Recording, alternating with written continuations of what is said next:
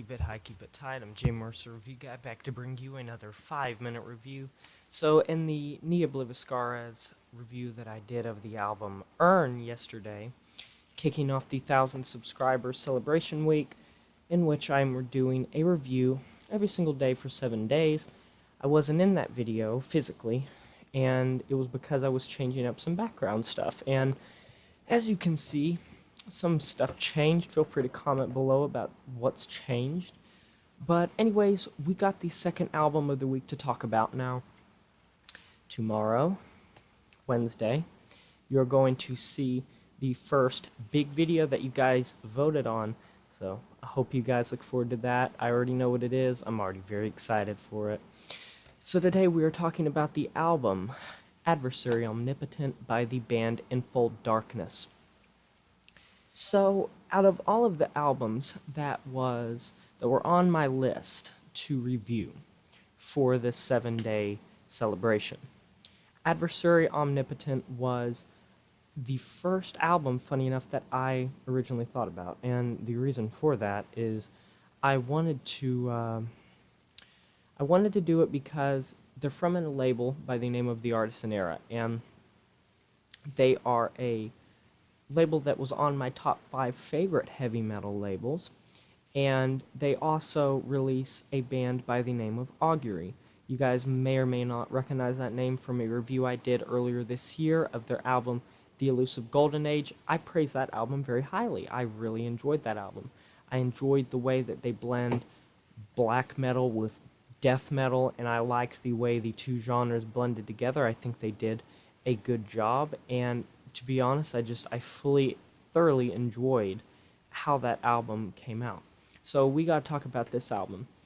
And to be honest, when I was talking about the Artisan Era, one of the things that I commended highly and had a lot of praise to give for was the fact that I liked the fact that the label knew what it was, and I liked that all of the bands kind of had a similar veneer to them, and that is very true for this review and this album.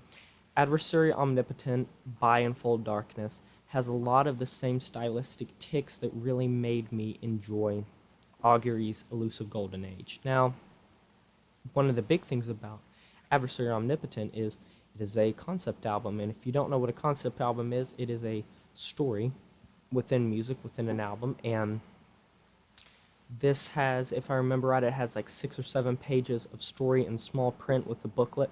I would love to get my hands on this album on physical copy eventually. But it has a story to it. And it's a fairly long album, but it is even more so than Augury. I feel like it has this uncompromising fast tempo, fast brutality throughout the entire album. The reason I enjoyed Augury is that they had this kind of eeriness to them. And it reminded me of The Burden of 7 Billion by Call Decapitation. They're vegans, by the way. New video coming about them fairly soon. Not spoiling that, though. But it reminded me of that because it was kind of eerie. But with Adversary Omnipotent, it has this kind of just fast playing. They don't slow down that much, but when they do, boy, does it have this haunting, eerie feel to it.